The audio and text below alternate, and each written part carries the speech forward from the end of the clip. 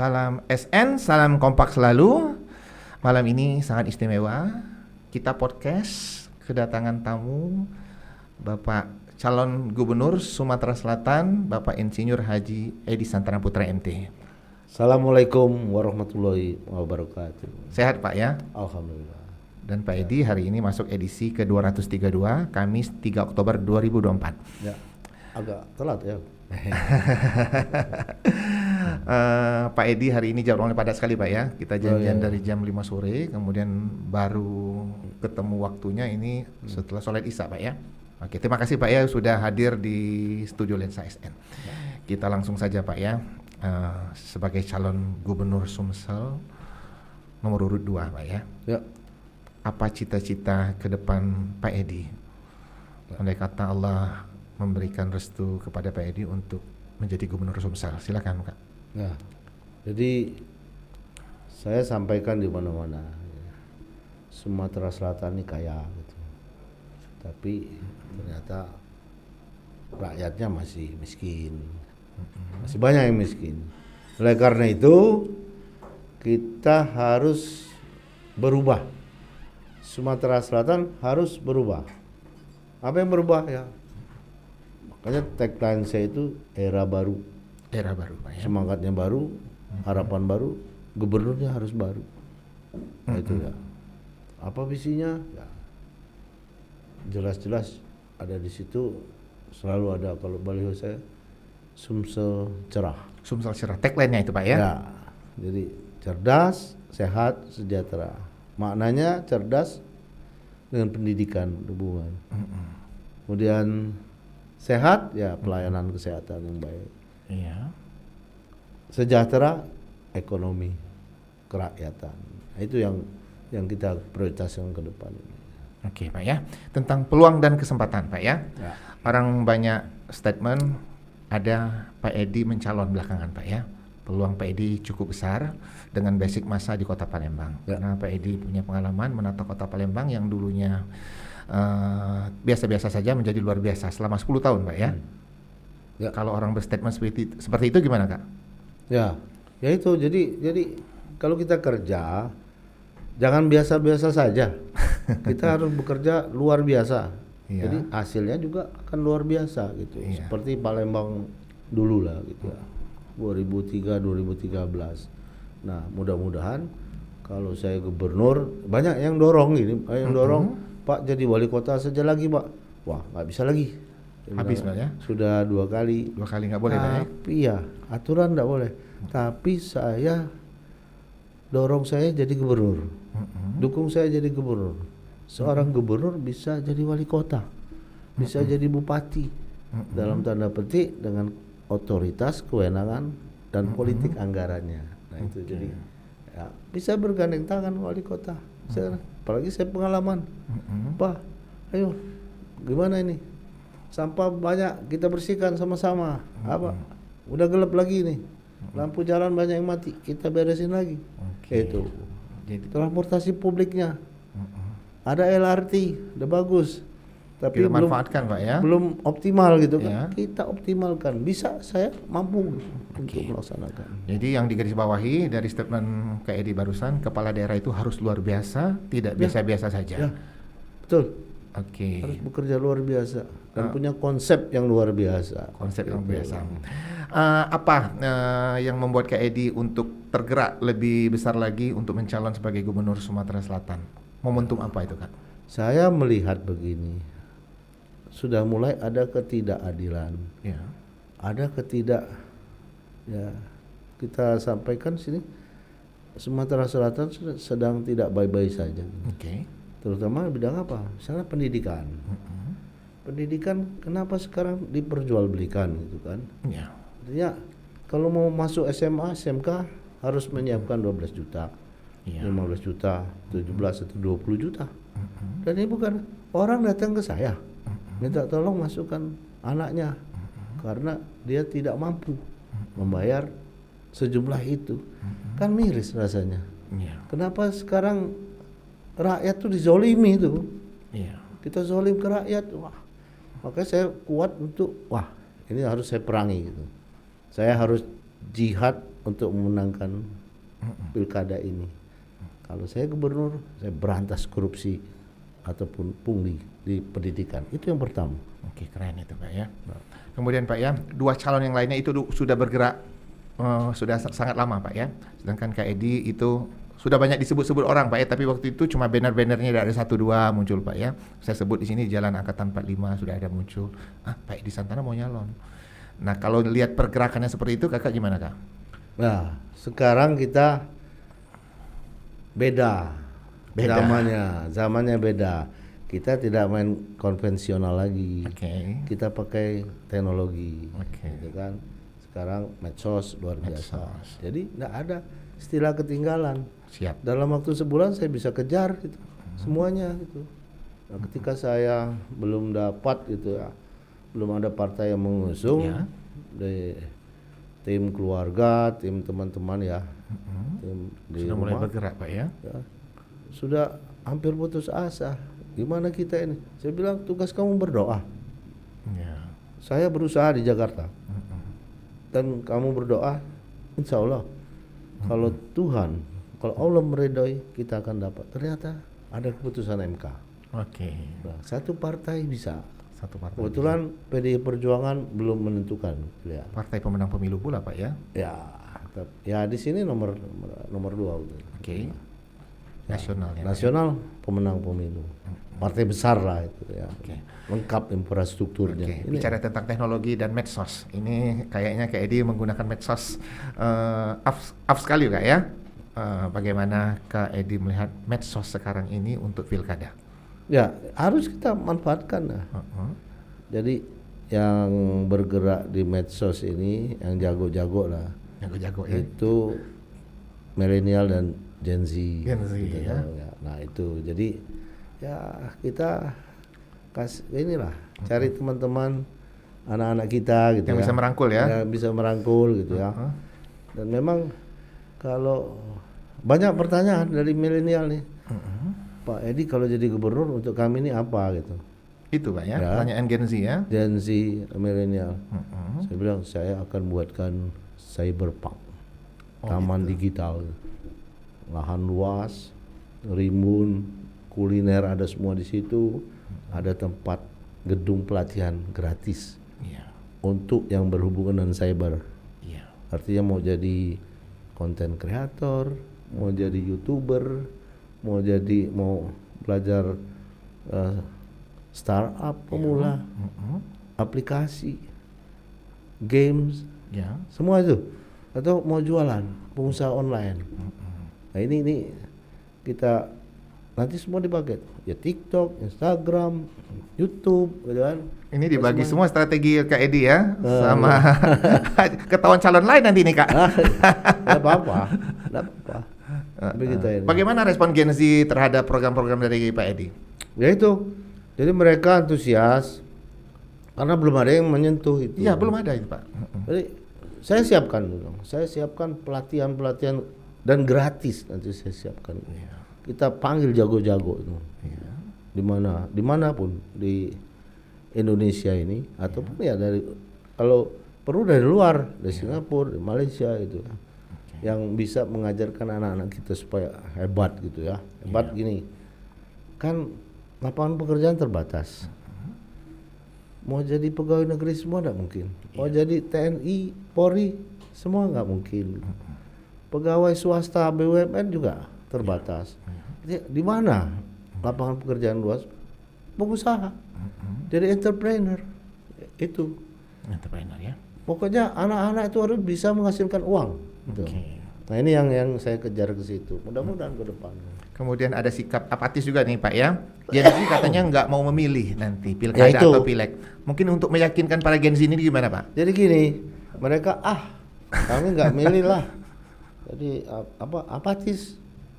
Ya siapapun gubernurnya sama aja Pak ya. Beda, kalau saya gubernurnya beda. Nah ini catat ini. Ya, saya akan perhatikan habis. Kalau ke Edi gubernurnya beda ya. Beda. Nanti musik maju, vokal, belajar musik, belajar vokalis, belajar semua. Yang mau buka salon kita latih juga, mau semua yang menghasilkan uang nanti. Musik kan bisa menghasilkan uang. Iya. Kalau jago hebat. Iya. Itu yang dari Palembang sih Pak. Dulu kita sering pakai itu, sekarang Iya. top. Seperti Armada kan. Armada ya. Wah sekarang kalau di YouTube tuh yang nontonnya 200 juta gitu. Oh iya Wah, benar. kan itu. dapat duit itu kan. Kira Kemudian itu. yang mengelola akun-akun itu ada yang Kak Edi sendiri yang mengelolanya Kak? Nah, ada. Ada timnya, Kak, tim, ya? Ada. Kemudian kalau bicara medsos tidak bisa terlepas dari haters ya mungkin mungkin Apa? Kak Edi, haters pembenci Kak. Ah, Pernah mengalami ada hatersnya ini? ya tidak begitu ini, masih sopan-sopan lah. Sopan-sopan Kak ya. Tapi kalau dari 100 itu 95 memuji. Memuji ya. Ya, Orang memang. rindu ya, rindu dengan Kak Edi ya. Artinya mendukung, memuji. Ya begitu. Ya, alhamdulillah. Ngomong-ngomong udah ada black campaign belum ini? Biasanya menjelang pilkada ini ada black campaign ini. Ya, kita hindari itulah. Oke. Black campaign, negatif campaign itu apa? Kita bersaing sehat. Ayo, kita adu program. Nah, adu konsep. Itu yang penting. Nanti kita lihat di debat siapa konsep yang paling Oke, siap. paling baik itu untuk memajukan Sumatera Selatan. Kemudian orang menyebut basic masa Pak Edi itu kan lebih banyak di Palembang Kak ya. Mungkin dari peta yang tergambar dari internal dari tim Pak Edi, daerah mana saja ini yang juga bisa mensupport suara untuk Pak Edi nanti?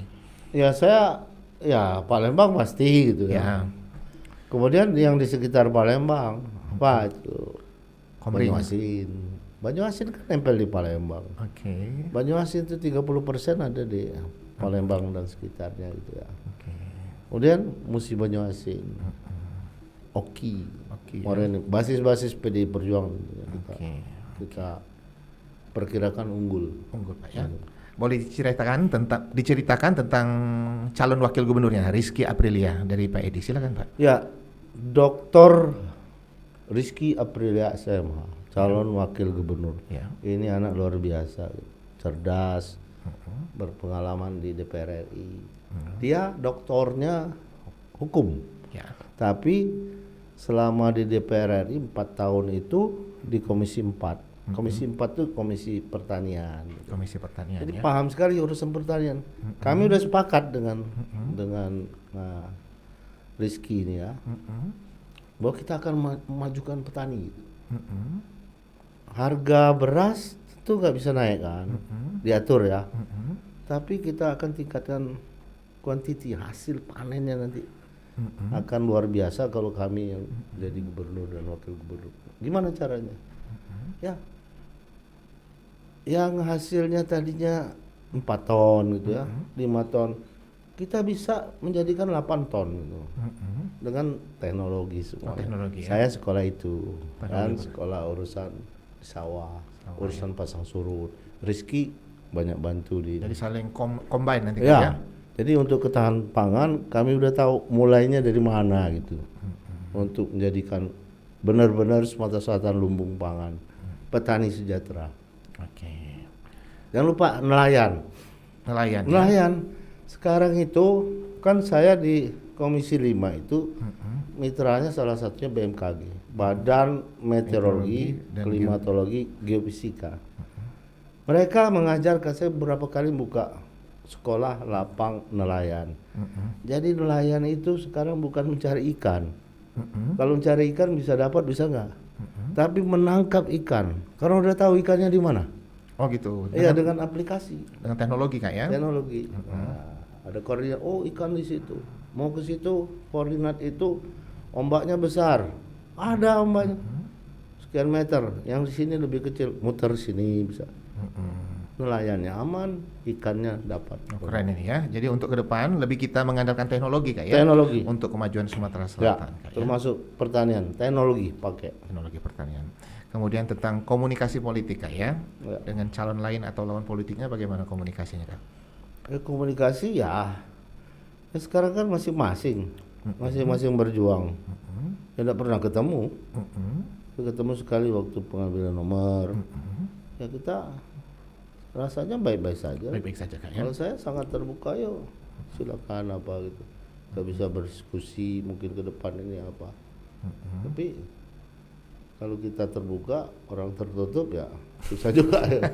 Mungkin ketemu lagi waktu debat kandidat nanti Kak ya. Ya, Ada debat kandidat ini. 3 kali kalau nggak salah. Oke. Oke, penonton Lensa SN seru ya dan hangat ngobrol dengan Pak Edi Santana, calon Gubernur Sumsel nomor urut 2. Dan tadi di belakang layar Kak Edi bicara tentang banyak program ya, teknologi pertanian, kemudian juga menyentuh tentang realisasi pelabuhan internasional Tanjung Api-Api. Tanjung Carat. Mungkin kakak punya program Ya. bila dipercaya menjadi Gubernur Sumsel. Silakan Kak. Jadi begini ya, saya kan di Komisi 5, Komisi Infrastruktur. Ya.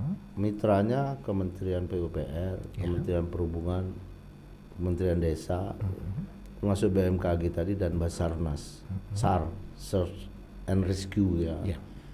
Nah, di Kementerian Perhubungan, saya tahun 2021 itu udah sepakat menganggarkan Tanjung Carat itu lebih dari 200 miliar. Oke. Kemudian PUPR jalannya dari Simpang Sungsang ke Tanjung Carat 6 kilo gitu ya. 6 sampai 7 kilo 60 miliar. Nah itu perjuangan saya lah itu sama teman-teman. Ternyata waktu mau mulai 2022 hilang. Hilang Pak ya? Kenapa itu Pak? Kan saya tanyakan ya, Pak Menteri ini kenapa hilang? Kita kan udah deal, udah sepakat. Apa jawabnya? Loh kan pimpinan daerahnya mintanya nggak usah gitu. Nanti ada gitu. investor. Menurut saya kebijakan itu tidak cerdas. Harusnya biar aja bangun dulu, udah selesai jalan, udah mulai mancang. Memang 250 miliar belum cukup, masih jauh. Tapi kalau investor datang kan lebih tertarik. Oh sudah mulai, Sudah mulai ya. gitu. Nah sekarang nol lagi, 5 tahun hilang kita. Nah itu berjuang lagi kita. Berjuang lagi dari nol Kak ya? Iya. Nah saya melihat iri, kan DPR melihat kemana-mana nih pelabuhan. Kami melihat terakhir itu pelabuhan Kijing di Kalimantan Barat, Selat Karimata sudah jadi. Jadi besar, hebat. Dari darat ke dermaga itu jalannya apa istilahnya? 5,8 km ke cari laut dalam itu. Tapi jalannya, jalan nasional itu masih kecil, masih jelek. Sehingga tidak ada kapal situ, industri belum ada apa. Tapi paling tidak pelabuhannya udah ada Pak ya? Tapi sudah jadi, kan iri kita. Tapi iri saya itu positif lah. Loh, Pak, kan sama kenapa Sumsel tidak ada? Kita Selat Bangka lebih ramai dari Laut Cina Selatan dari utara itu. Kalau mau ke Jawa, lewat yang ini paling singkat lewat Selat Bangka. Kita dari darat ke jeti ke dermaga itu cuma 2 sampai 3 kilo. Orang 5 kilo, 5,8. Lebih jauh mereka Pak ya? Jauh. 2 kilo lah kita sudah dapat laut dalam. Jadi kemungkinan bangun tuh lebih mudah dari Lebih mereka. mudah dari kita. Kemudian kebijakan strategis apa dari Pak Edi untuk Sumsel ke depan? Ya itu pelabuhan harus terbangun gitu ya. Kemudian percepatan jalan tol. Percepatan jalan tol ya. Jadi semua nanti kabupaten dilewati jalan tol kecuali Muratara, Oku, 3 Oku. Tapi tinggal lebih dekat kan. Misalnya keluar exit Prabu Muli itu sudah di Jalan Beringin, jalan nasional kan. Sudah dekat 70 kilo lagi kalau nggak salah. Kalau jalannya diperkuat, diperlebar, mungkin hanya 1 jam. Jadi ke Batu Raja hanya 2 jam. Oke. Kemudian kita tahu Sumsel kaya dengan sumber daya alam ya. Sumber daya alam pertanian, perkebunan, kemudian minyak dan gas Kak ya. Dan juga cadangan batu bara di Indonesia terbanyak di Sumatera Selatan. Ya. Mungkin Kakak punya program atau strategi tertentu untuk 5 tahun ke depan, andai kata menjadi gubernur Kak ya, untuk cadangan batu bara. Saya khususkan Kak ya. Jadi cadangan batu bara Sumatera Selatan ini 48% cadangan nasional. Ya. Nah, jadi besar sekali, hampir separuh kan. Tapi ya tentu kalorinya variatif lah. Ya. Ada yang low kalori, ada yang tinggi. Nah sekarang sedang gencar gitu ya. Tapi pengelolaan ini atau apa ini, eksplorasi ini ya, ataupun operasinya kan IUP tuh ada IUP operasi gitu, mengganggu juga lingkungan Mengganggu lingkungan, Pak, ya. sekitarnya. Nah ini yang harus diatur. Misal jalan, Jalan ya, jangan Jangan pakai sampai- jalan umum, Pak, ya. ya jangan sampai kita pakai jalan nasional. Kalau masih sekarang oke lah, nanti ke depan harusnya dibuat jalan tersendiri, jalan khusus namanya, seperti yang ke apa, jalan yang dibuat Titan, yang punya Titan. Tapi juga sekarang ini masih 20 kilo kalau saya pakai jalan nasional. Oke. Nah itu yang harus dipikirkan ke depan, semua jalan khusus, tidak ada lagi lewat jalan nasional, sehingga tidak Tidak terganggu ya. terganggu rakyat. Kemudian kita balik lagi ke Kota Palembang, Pak, ya. Orang rindu dengan Pak Edi Santana. Ya. 10 tahun memimpin Kota Palembang tertata rapi. Kalau kita bicara sekarang, Kota Palembang dengan masih sebutan kota metropolitan dengan hiruk pikuknya, Pak, ya. Bagaimana Kak Edi melihatnya sekarang? Gini, makanya banyak yang dorong, Pak jadi wali kota lagi. Saya bilang nggak bisa lagi. Jadi gubernur saja sama aja, nanti saya bisa jadi wali kota. Oke. Dalam tanda petik itu ya, dengan kewenangan, otoritas dan politik anggaran. Nah, kota ini masa jayanya itu 2012, 2010, 11, 12, 13. Iya. Itu masa jayanya. Setelah itu turun. Turun. Soal kebersihan. Semua turun. Kebersihan turun. Lampu jalan Iya. pada mati. Taman-taman ya. 9.000 titik. Taman-taman jelek gitu kan. Terus ya banyak apa PDAM di rumah saya aja macet-macetan sekarang ini. Padahal 24 jam waktu itu. Dulu tanpa perlu pompa air 24 jam, Pak, ya. 24 jam. Sekarang wah nggak bisa. Pernah saya tidak mandi juga, nunggu air dulu gitu ya. Ini kenapa sampai begitu nih? Iya. Nah ini harus ini juga kan. Jadi menurut saya kota ini menurun jauh. Untuk mengembalikan ke kejayaannya perlu 3 sampai 5 tahun. Artinya kita ketinggalan 13 tahun sampai 15 tahun. Oke. Orang sudah jauh, Pak. Makassar udah melejit, Medan, Iya. Semarang yang tadinya kita lebih dari mereka, sekarang apalagi Surabaya, wah udah kalah jauh kita. Ini sayang. Transportasi publiknya gitu. Transportasi itu malah transmusi itu hilang. Hilang ya, Pak, ya. Yang sekarang itu punya menteri, itu bukan punya kota. Punya Damri itu sekarang, Pak, ya. Transmusi Jaya itu menteri. Menteri, Pak, ya. Jadi ada istilahnya sistemnya BTS, BTS. by the service, itu dibayar kosong penuh tetap dibayar, tapi subsidi itu. Subsidi pemerintah, Pak, ya. Udah. Lanjut kita ngobrol lagi dengan Pak Edi Santana Putra, calon Gubernur Sumatera Selatan nomor urut 2. Waktu jadi wali kota, Kota Palembang itu tertata dengan transportasinya juga yang tertib, Pak, ya. Ya, Oke, mungkin Pak Edi Santana bisa berbagi pengalaman atau ada statement untuk transportasi publik yang rapi ini. Silakan, Kak. begini ya, tapi jangan salah mengartikan, makanya harus disimak. Ada ahli-ahli transportasi juga salah menyimak gitu. Saya ini akan mengoptimalkan ketika saya jadi gubernur LRT yang ada sekarang. Ya. LRT itu tidak mungkin mau kita pindahkan kemana, tidak bisa. Dan itu memang harus dimanfaatkan. Ya. Tapi belum begitu optimal. Ya. Nah, saya akan berusaha untuk mengoptimal. Dengan apa? Dengan transportasi itu ya dihubungkan dengan moda transportasi lain. Ada konektivitasnya. Oke. Jadi sebagai contoh begini.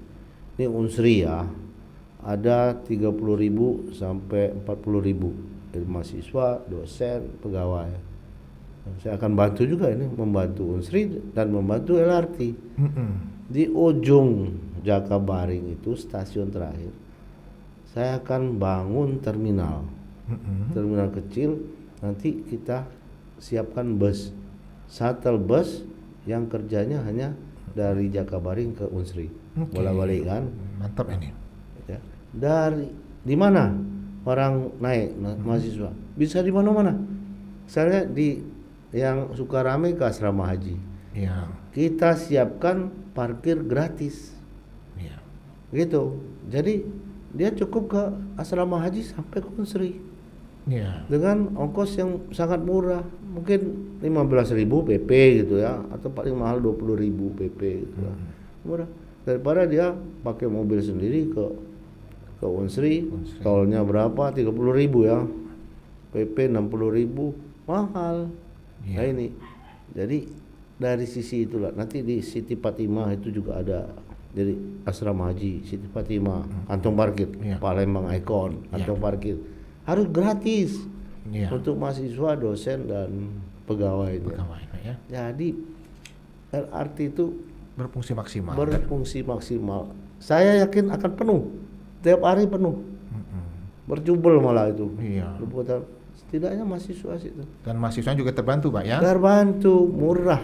Dan jam operasional LRT-nya juga akan semakin banyak, Pak ya. Ya, jadi mungkin kurang keretanya, perlu ditambah lagi nanti kan. Dan Jadi operasional sampai malam nanti, Pak ya. per 5 menit ada dwelling time-nya, itu 5 menit sekali, datang 5 menit, 5 menit. Wah, hebat kita. Oke. Jadi itu, jadi pengamat transportasi jangan salah mengartikan, jangan salah kaprah. Itu bagus. Ya kan, kita barang sudah ada harus kita pakai, manfaatkan semaksimal mungkin. Iya. Nah, itu setidaknya transportasi itu dipakai karena banyak yang makainya, bisa menutupi operasionalnya, Oke. listriknya dan lain-lain, gaji itu. Oke, selain penataan transportasi yang berhubungan atau konektivitasnya ke LRT, mungkin Kakak ada metode yang lain atau mode transportasi lain yang mau ditata di Kota Palembang, Kak? Silakan. Ya, feeder-feeder dari LRT harus terus ada gitu kan. Tiap hari, waktu itu kan dibantu Menteri Perhubungan gratis. Ya. Nah, tapi itu sudah diserahkan kalau nggak salah ke wali kota. Nah, bagaimana itu selanjutnya? Mungkin tidak gratis tapi semurah-murahnya lah. Tidak ada transportasi publik di dunia ini yang untung. Semua itu subsidi. Tapi untuk rakyat tidak apa-apa. Memang itulah, uang yang ada ini uang rakyat. APBD itu uang rakyat, ya untuk rakyat, supaya rakyat bisa memanfaatkan, bisa senang, bisa bahagia Jangan gitu berpikir kan. untung dulu, Pak ya. Iya. Ya. Ada lagi transportasi murah, jalan kaki. Ya ini gini, antara jembatan Iya. Musi Ampera, Musi 6, Ampera Musi 4 harus ada pelataran yang menghubungkan seperti iya. BNT Kota Besar. Iya. Ya, bisa naik sepeda ke sana, Iya, bisa lebih- jalan kaki, lebih bisa nyaman, Pak, ya? Nyaman. Oke. Nah, itu jembatan diperbaiki lagi, lampunya diterangkan lagi. Saya Pak Gus bangga waktu kan banyak di Jakarta datang kemarin, wah hebat ini Musi 6. Welcome to Palembang, selamat datang Palembang, lampunya. Kemudian sebulan kemudian datang lagi, gelap. Mati atau hilang lampunya, Pak ya? Gelap. Saya tanya, kenapa ini? Kabelnya hilang. Ya dijaga, proyek-proyek vital itu kan dijaga, kan ada Pol PP, ada itu. Nah ini sayang gitu ya. Iya, Dulu benar. saya jaga Ampera itu, nggak ada copet di situ, nggak ada yang berani. Iya, iya. Jadi malam-malam bisa berfoto ria di situ. Iya, ini soal keamanan, Pak ya. Oke. Harus ditingkatkan, Kak ya. Kemudian soal penataan kota. Ada strategi tertentu dari Pak Edi Santana untuk ke depan 5 tahun ke depan bila menjadi Gubernur Sumsel. Ya itu. Ini bicara Palembang dulu ya. Palembang kan show window-nya Sumatera Selatan. Iya. Pintu gerbang Sumatera Selatan. Harus hebat Palembang. Iya. Itu tadi. Kalau saya gubernur, berusaha saya untuk menghubungkan jembatan ke jembatan itu dengan pelataran. Apakah itu berfungsi untuk pejalan kaki, sepeda, juga berfungsi untuk sebagai retaining wall, Ya. didik penahan tanah. Ya. Ya. Jadi rapi, bagus, terang. Alangkah hebatnya Palembang kalau bisa kita jalan ke Pelaju, cuman jalan kaki naik sepeda gitu, Iya. bisa olahraga di situ. Wah, lampu-lampu terang, Ampera bisa naik ke atasnya. Kan Aman. sudah ada liftnya ya. Iya. Nanti kita buka situ. Bisa semua masyarakat tuh bisa naik seperti di Jakarta naik Monas gitu kan. Palembang naik jembatan Ampera atas. Wah, semua akan bagus. Oke. Taman-taman harus bagus. Jalan-jalan jangan ada yang rusak. Kemudian masih berhubungan dengan lalu lintas Kota Palembang, Kak ya. Jadi sekarang ada problem baru di Kota Palembang, kemacetan. Mungkin Kak Edi ada strategi tertentu untuk mengatasi kemacetan ini, Pak. Nah, yaitu jadi kalau LRT-nya berfungsi setidaknya mengurangi itu. Mengurangi orang pakai kendaraan pribadi, Kak ya. Cukup sampai asrama haji, terus naik LRT. Atau kita semua yang naik LRT kita buat parkirnya gratis. Asal naik LRT. Oke. Nah jadi kemacetan kurang. Wah, mau kemana dia? 16 Ilir. Mau kemana? Mau ke Cinde. Kalau Cinde sudah jadi tapi sudah bagus. Cinde kan mangkrak. Nah ini jadi manfaatkan itu. Bagus, nyaman. Nyaman, Pak ya. Saya udah coba berapa kali nyaman. Kemudian tentang pergerakan Kak Edi sebagai calon gubernur Sumatera Selatan nomor urut 2. Tadi saya ngintip Instagramnya, Kak ya. Ada belusukan, Kak ya. Udah banyak sekali belusukan di daerah mana aja nih, Pak? Di antaranya yang mendapat respon masyarakat cukup besar. Saya pertama ke pasar-pasar. Oke. gitu kan. Sambil melihat itu kan. Ternyata kalau untuk tadi pasar saya belusukan pasar Indralaya. Lebih bagus dari pasar di Palembang. Lebih Nah, bagus saya dari kata, pasar di Palembang. Ya, lebih rapi terus. Saya ke pasar Kuto, Amburadul. Atapnya sudah tidak ada lagi banyak. Iya. Banjir di dalam. Bukan di luar banjir, di dalam. Iya. Padahal ada retribusi kan. Iya. Masa miara untuk pasar, untuk atap saja nggak bisa. Nah ini terlaluan juga. Nah, mungkin jadi perhatian wali kota lah ke depan. Di kota kan. Atau PJ sekarang urusan pasar harus bersih, harus ya diperhatikan lah. Jangan seperti pasar Kuto, pasar Remabang. Pasar Remabang di jalan sekarang. Kembali lagi kira-kira kembali lagi 15 tahun yang lalu. Selama 1 bulan melakukan pergerakan, Kak ya, sebagai calon gubernur Sumatera Selatan nomor urut 2. Mungkin ada temuan-temuan yang menarik dari Kak Edi. Yang paling menarik selama ini apa aja, Kak? Ya itu di pasar pasti harus kita harus berubah. Oke. Pasar 16 hilir harus ditata lagi dan ada tantangan dari pedagang. Kalau dengan swastanya pada nggak mau ada 1.800 pedagang situ, jangan korbankan pedagang. Nah, kita harus urus dengan baik bagaimana solusinya. Oke. Depan 16 hilir, Cinde, Cinde ya. Mangkrak gimana? Selesaikan Harus permasalahan diselesaikan hukumnya, masalah hukum, Kak ya. ya kan, beresin. Apalagi Masjid Sriwijaya.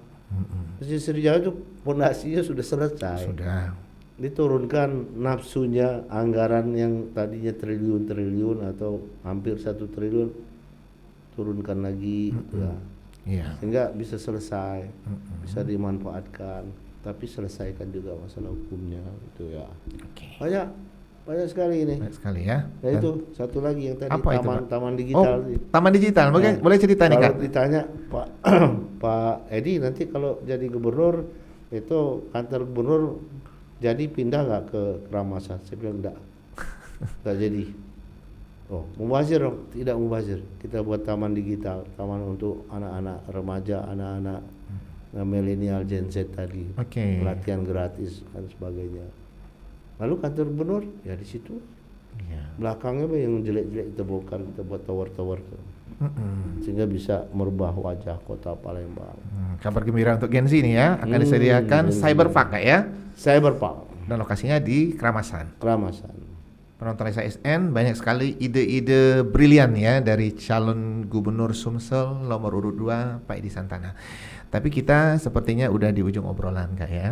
Dan biasanya di ujung obrolan tokoh yang hadir itu memberikan harapan kepada penonton Lensa SN karena Kak Edi adalah calon gubernur Sumsel nomor urut 2. Mungkin Kak Edi ada pesan-pesan khusus untuk warga Sumatera Selatan. Silakan, Kak. Nah, saya tentu kalau insya Allah kalau jadi gubernur gitu ya akan memperhatikan prioritas pertama tadi urusan pendidikan dan pelayanan kesehatan.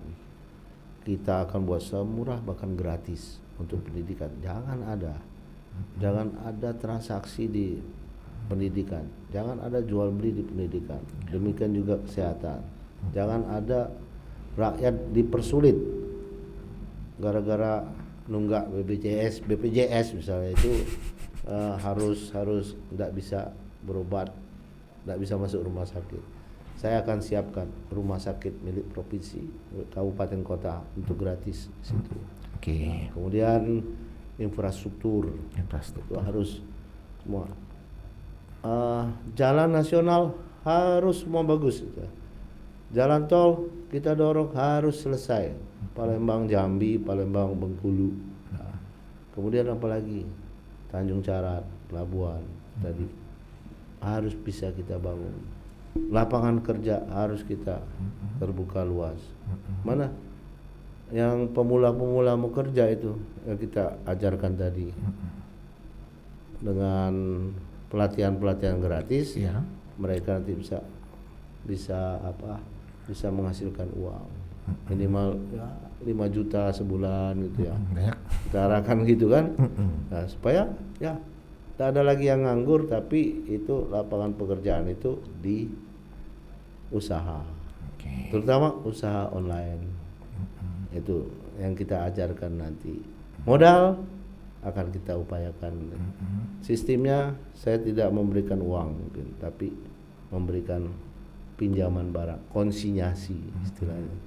Kalau mau jual baju, baju ambil dulu 100 buah, 100 pieces misalnya, laku baru bayar.